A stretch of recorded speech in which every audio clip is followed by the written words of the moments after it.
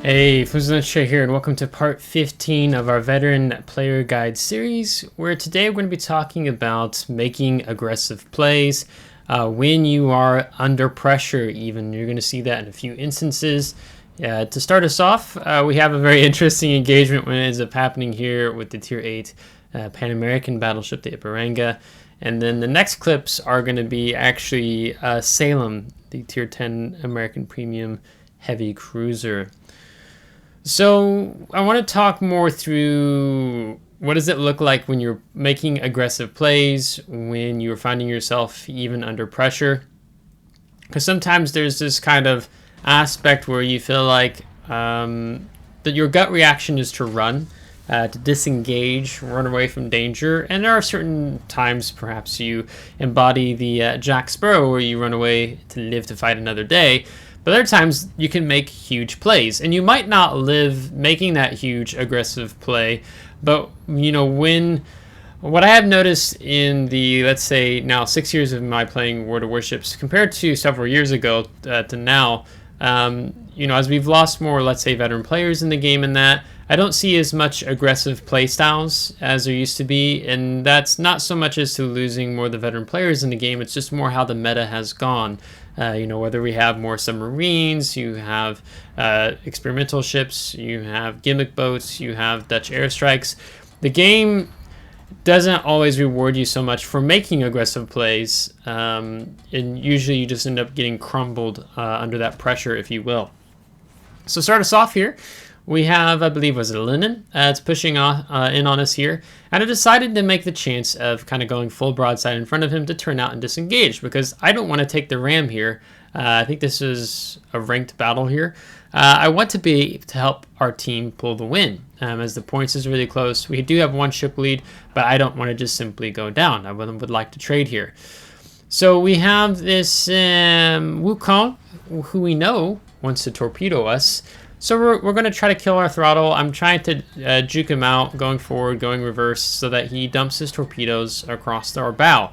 In the meantime, I have to continuously keep watching the Lian behind us, and he decides to just end up landing into the island there. That is another torp rack fired from the Wukong here. But we have a friendly destroyer that's going to help us out, and he's actually going to make a torp rush on the Lian, as you see there right behind. And we're going to push forward and go for this Wukong. Now, I think the challenge around these kind of plays that you have here is, you know, one is you're trying to think, what is the strength of your ship? What's the strengths of the enemy ships? You know, like Wukong torps, I'm like, he's probably fired more. You're going to turn in and avoid them.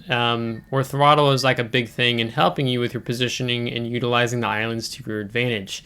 You're going to see that as well in these next several Salem clips here. So one of the things, like, you know, here we're on the Faroe Islands, you know, when you can make aggressive plays, making aggressive plays involves like knowing your ship really well, its strengths and weaknesses, knowing the enemy ships you're going up against, their strengths and weaknesses. And I'd also argue knowing the map kind of well. So here on like the Faroe Islands, things kind of tend to get bogged down here behind the big island. Here at sea, to an extent, maybe not as bogged down as much as they do up at the A cap, but here on the C cap, things will definitely get bogged down. Things will get slowed down at times. So typically, if you can make, you know, it goes for any map, but if you can make a play, free up your team to go help the rest of the team, right, and collapse the flank, that ends up being quite huge here. So now we're making aggressive play. We're applying pressure on the Yoshino, the Jinon, and the Shimakaze here. Now, there's an act when you make an aggressive play on enemy players. Not all enemy players actually perform. Majority actually don't perform well when they're experiencing pressure and they go up against pressure, right? So Shimakaze is going to end up flubbing pretty big here. Rather than Yoshino stay bow into me, he decides to go broadside out, so we get 8 citadels, so he loses health. And the Shimakaze decides to gun it. Now, my radar is down, right? So the question becomes, why isn't the Shimakaze just simply popping smoke? I don't know if he thinks I saw the radar up. I don't, but he's wanting to get torpedoes off. I know they're going to come, right? It's a Shimakaze, so we just simply reverse back behind the island. And I'm not being a jerk in the chat there. I'm just saying, imagine having smoke. I'm like, dude, you should have totally like used smoke there. That would have been really great for you to have, like the Genon back here smoking. And Genon has torps. Genon has, what, 20 torps? And he has a torpedo reload booster, right? So I'm dying to make a play and come around the edge of the island here, capitalize on the damage we've already done to the Yoshino and get the Genon. But, hey, you know, I'm trying to be mindful. I'm trying to be patient, thinking there's going to be some deep water torps. And there are some deep water torpedoes that end up coming this way. I want to go finish off the Yoshino and then turn my attention to the Genon, and I know I have a Maine and a Napoli coming here to support me as well. So I'm going to go ahead and make the play. I don't want to just sit here on the island. And of course, you know, torpedo reload booster. So, you know, it gets smacked to the inch of our life. We could have probably waited a little longer there. I'm going to switch back to high explosive here, I think. And then I'm like, no, let's keep with the armor piercing, because I know with our improved pin angles, we can get past here and do some citadel damage. We can then turn our attention back to the Genon, who I know is just right over there, but Genon has since maneuvered the other direction to get the torpedoes off the other side of his boat. So I'm pretty sure he doesn't have any torpedoes left. he's fired, what, 10, 20, 30 torpedoes at us. So that's going to pave the way for them to take out the Genon, and it's going to free up all of our team here to then go in. But our play got the Yoshino dead, got the Shimakaze dead, and it ends up resulting in freeing things up and having the Genon killed. I turned my AA off because I didn't want them to start using depth charge airplanes to figure out where I was, but I needed to turn it back on and I didn't. This play, I'm quite proud of this play because this engagement here really, I was put under a lot of pressure. And then I decided to be, after being put under a lot of pressure, to make an aggressive play. So there's an Henri, there's a Yamato, there's a Slava back there, and there's a couple other ships also here and around. So I'm making a play on the outskirts of this flank. Again, I'm also here because I want to support the Yamagiri and see if we can't end up flipping Alpha Cap ourselves. And then we're going to end up making a push here because we're kind of forced to, or I can't just stay in one position, if you will. So yeah, so there's a Libertad as well. So basically, if I get caught out here in a dumb moment, you know, I'm going to die very quickly. You know, Libertad will eat me up very fast with its 234 secondaries as well. And there's a Benham here, and Yamagiri's pushing in. So it's like, hey, let me just push in with the Yamagiri to support the Yamagiri and make the play. Now, granted, of course, you know, we have to avoid the torpedoes, and I don't think I could intentionally catch them even if I tried. But he ends up, I think he smokes up here. He does. So we're just going to go ahead and instantly light him up. So my teammates already can have a good view of him, and I need to put switch back to high explosive. But you can see there's a push, the Aegir, Libertad, and I think there's another battleship as well, making a push out around the edge. They want to come kill me, right? So I decide, nope, I'm not going to stay here, and I probably could have turned in and avoided that, but I didn't avoid that very well there, so that's on me. But we're going to get rid of the Benham here. I'm nervously looking over my shoulder. Kill secure on him. Now the question is, how much time do I have to sit here before I will end up needing to maybe move further forward so I don't get clapped in the back, if you will. Now the Henri actually decides he doesn't want to go for it. So, you know, here I'm technically applying pressure on him. He's applying pressure on me, and it's kind of a decision, what do we want to do here? And I can see he wants to get torps off. Most cruisers with torpedoes want to do that. So I'm just going to end up kind of nosing in here on the island. And I think that one's going to hit the island, and we're going to just barely avoid that one. And then Henri's got torpedoes on the other side of the boat as well. But with our 203s, we can easily overmatch his bow. Again, you can see me. I'm continuously look over my shoulder.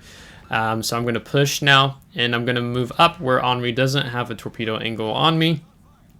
And you can see me even actually aiming for torps there, but we get a nice little 4,000K salvo there, and we should be able to polish him off with just another salvo to the nose, unless one of my teammates ends up getting the kill here.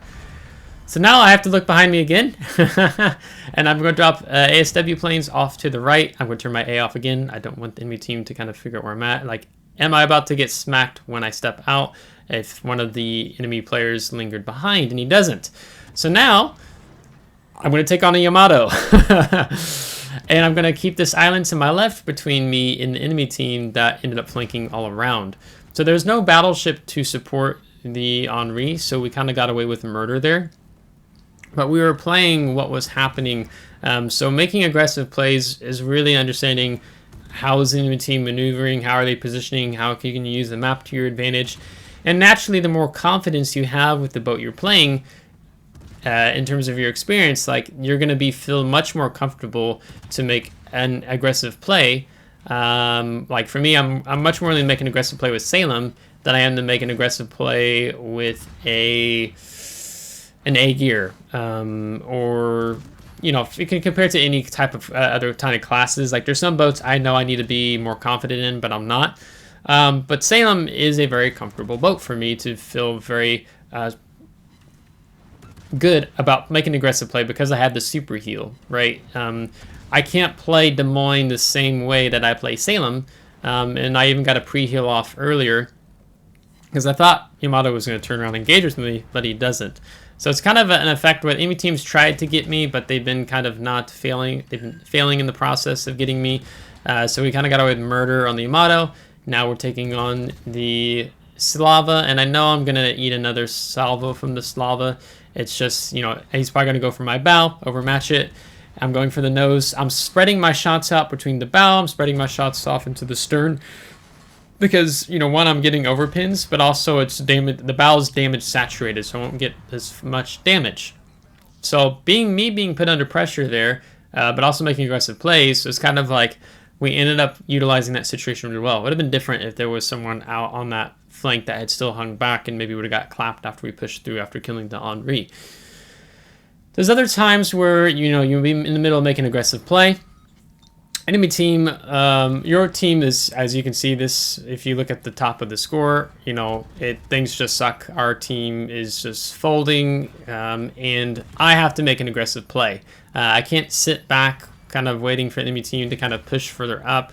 It's time to make an aggressive play. This boat, another cruiser with torpedoes.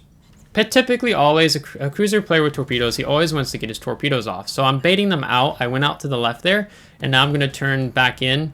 I'm not familiar with how well his torpedo angles are, but hey, we're going to make hay while the sun shines. And yeah, they weren't, I mean, they were pretty good, but not amazing. So we get to utilize that to our advantage. And one of the big things that helps a lot with aggressive plays, I mean, it's not always, but generally speaking, islands are pretty phenomenal in helping you make aggressive plays because, you know, you want to always try to isolate your engagements one-on-one.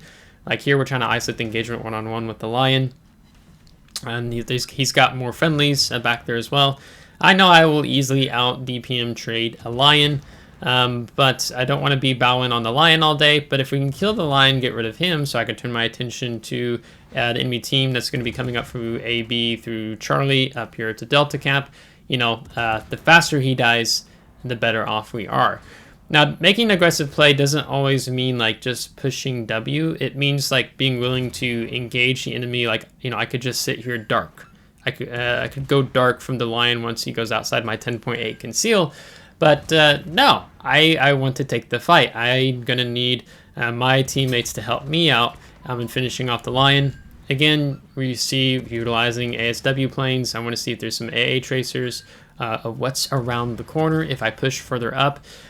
And making aggressive plays in the game generally means you're thinking of what is your next second or third play after this play. So my play here is, for example, is I want to focus the Lian. I would really like to get him off the board. And then I want to push up to the next island to continue to engage with the enemy team. And then things change here for my factor because I get backup. You know, the Soyuz and the Novorossiysk also decide to end up pushing with me here. So then we can push as a team. You know, the line doesn't necessarily have to be dead before I make a push here. I also have to keep in mind, Njord has torpedoes, so likely Njord is going to be launching torpedoes, which he does. And we get rid of the Lian. So now it's like, hey, let's start firing at the Njord. In the meantime, we keeping the island between us and the main with his 16 406s. So that's good for us. You know, we're thinking, hey, I'm already making the next decision. I'm going to go to the next island, and I'm going to go left. I'm going to sit on the bottom side to respond to the pressure that's going to be coming up from sea cap. So I'm going to try to get all my turrets firing on the Njord. As I end up going to turn left, I have to be aware as I go out here in the open. You know, it's very easy for me to get take a shot from the side from the enemy team. They've been shooting more of the Novorossiysk versus us. So like, hey, that's fine. But I want to turn my attention to dealing with these guys, and particularly the main that's going to push further on down. But we've got some fires that are farming the Njord in the meantime. You know, even though this game is looking like pretty much a guaranteed loss, it's this mindset of like, I'm not just going to run away back into spawn. Not that we really have a spawn remaining, but I'm going to make some aggressive plays. I'm going to farm some more damage. I'm going to do as much as I can to cause some more mayhem here. And I go ahead, and I think I even preemptively healed there, because, yeah, 16 406s aren't very exciting to take on. You're going to see me spreading shots out and around. This main, you can see his whole superstructure is pretty heavily damage saturated. I'm going for the bow, I'm going for the stern. Again, you're going to see some shots end up going right through, so they're overpins. You know, I could be switching to my high explosive here as well. And having teammates means this main, he doesn't go for me here, he goes for the Novorossiysk behind me again. And then instantly already switching off to the next target. So, you know, him and I can kind of sit here and trade the damage between each other, if you will. Like, they'll focus me, they're going to focus him. But a lot of times they end up focusing on whatever player has less hit points. Not always. It also can depend on what ship you're in. Like, I'm more vulnerable than my Russian super ship counterpart, right? I don't have as much armor as he has. But hey, if I can secure some kills here, this will help the enemy team from winning faster. You can see I've kind of pushed back up, re-engaged here, but we're going to get rid of the little Lucian, and then we're going to switch to Iowa. My play here is to reverse. Also have to be mindful if any enemy players decide to make a play and come around behind us. Like, this guy was kind of dumb. Like, well, the Novorossiysk should have just sat there with me. As soon as he stepped out, he ate broadside, so it tells me they're going around on my right side. So I go ahead and pop a radar just to learn where they're at. And I want to see if I can isolate the engagement again here one-on-one with the enemy Iowa. And because we lost him, you know, enemy team's about to reach out 1,000 points. I need to re-accelerate. I have to keep looking over my shoulder. When you make aggressive plays, like, one of the other big things to keep in mind is you have to have really good map awareness. Map awareness, and what's the other thing called? It might just be awareness and map awareness. Map awareness and how the enemy team might utilize the map, and then just in a general awareness of your like positioning as to what you need to do with the different engagements, so on and so forth. So I had some good teammates here helping us out. So I think my hope is just to kind of talk through, you know, when you see people make aggressive plays. I mean, there's a lot of other YouTube WoW's content creators, Twitch streamers that make aggressive plays. I mean, you can watch like Gangbarang, John the Ruthless, Flamu. There's a good number of them that will make aggressive plays depending on what's happened, even though to hopefully, potentially, it's a risk, right? Making aggressive plays involves risk, and most players aren't willing to make risk. So it's a little bit of a mental game in your mind. So, you know, I would say if you're kind of interested to possibly make more aggressive plays and playing World of Warships, you know, go for the ships that are you're comfortable with. And typically it has to be a ship that's really strong. Like, it's kind of harder to make an aggressive play with a Conqueror, right? You don't have Hydro, it's just a battleship, you have no torpedoes, it's not a secondary boat, right? So some ships don't play so well and make aggressive plays, you know, like Salem does, Des Moines does, Colbert does. Yeah, I mean, the list kind of can go out from there in terms of what are maybe more type of ships that can play quite aggressively. You know, Shimakaze It's an aggressive bonsai kind of boat if you're only baiting on the torps. You know, otherwise you might be thinking something more like a Harugamo, more of a gunboat that has hydro and has a combination of the torpedoes.